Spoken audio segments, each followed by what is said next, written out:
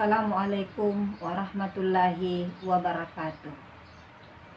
Baik, saya akan menjelaskan atau akan membahas sedikit tentang anak penyandang intelektual disability atau dengan kata lain ID, yaitu anak sulit bicara disertai pendengaran.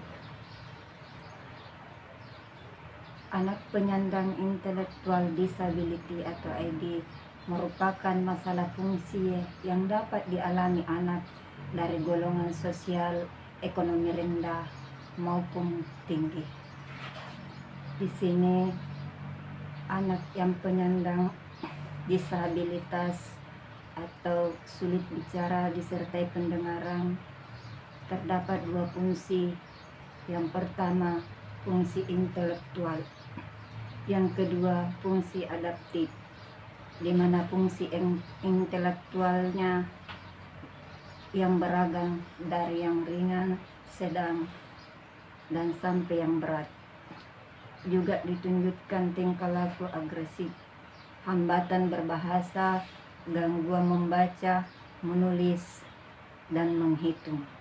Fungsi yang kedua yaitu adaptif, adalah sekumpulan keterampilan konseptual,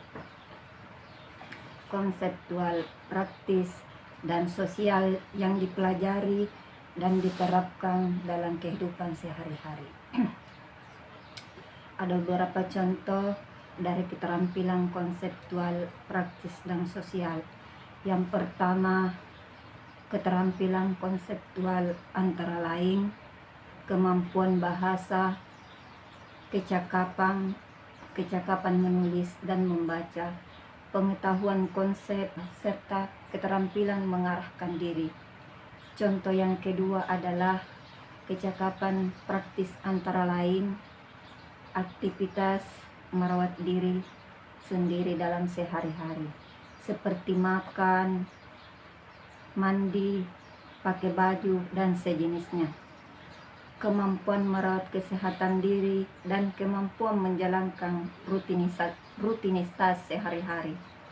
Contoh yang ketiga adalah keterampilan sosial antara lain keterampilan yang berhubungan dengan orang lain, kemampuan mengambil tanggung jawab sosial, memiliki citra diri, dan kemampuan memahami dan mengikuti aturan yang berlaku. Adapun ciri-cirinya, anak sulit bicara atau mendengar, anak ini mengalami keterlambatan semua aspek. Kemudian yang kedua, sulit memahami hubungan sebab akibat. Yang ketiga, lambat menangkap informasi.